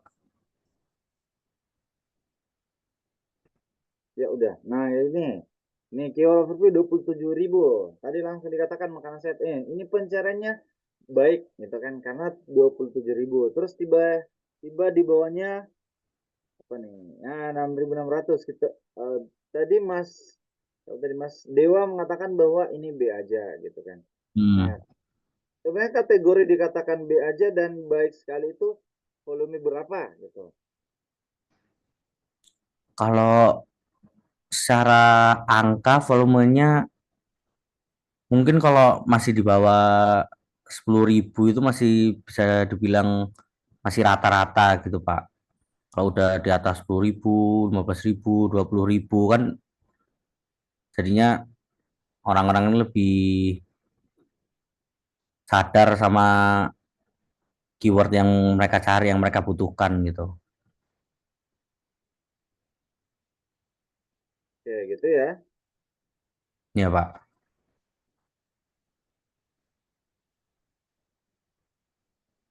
Baik. Pertanyaan selanjutnya. Kalau menurut Mas Dewa tuh, kalau digital marketing itu apa sih? Kalau menurut pemahaman saya, digital marketing itu sebuah teknik pemasaran.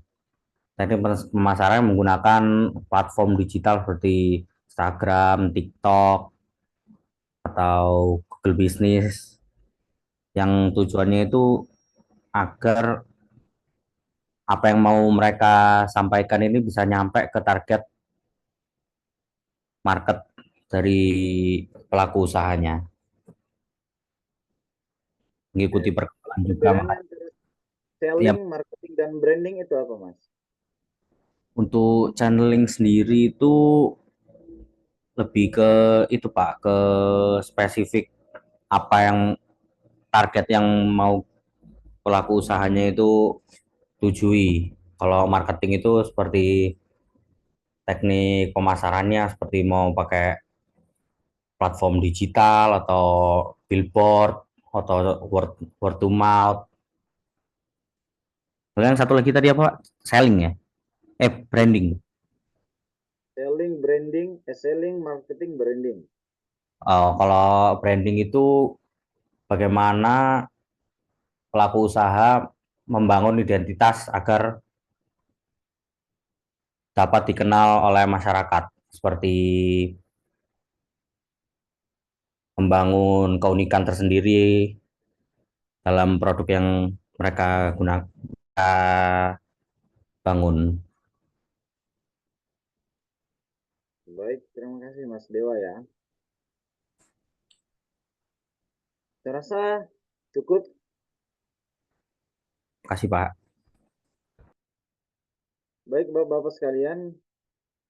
Hari ini kita sudah melakukan uji kompetensi. Hasilnya nanti akan saya serahkan ke LSP.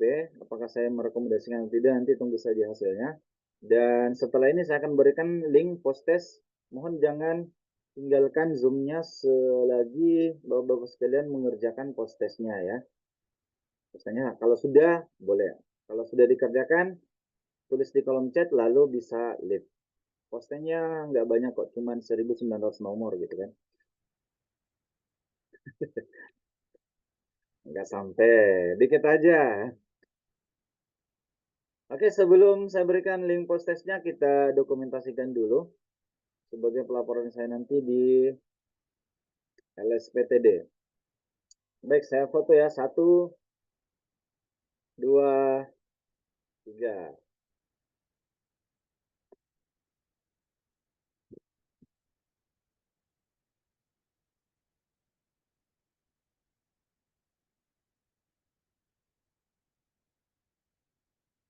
Sekali lagi ya. Logo kompeten. Ini kompeten nih. Ini kompeten. Semoga teman-teman semua, Bapak semua kompeten ya. 1, 2, 3.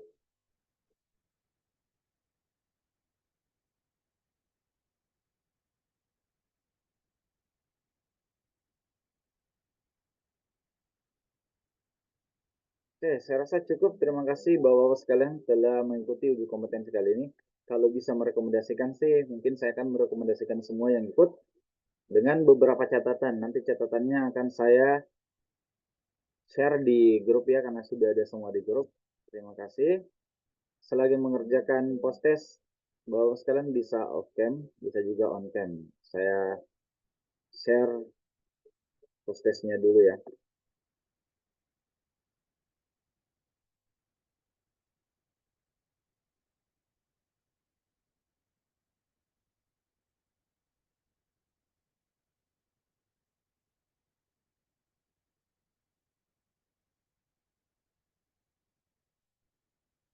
Apakah sudah ada post testnya?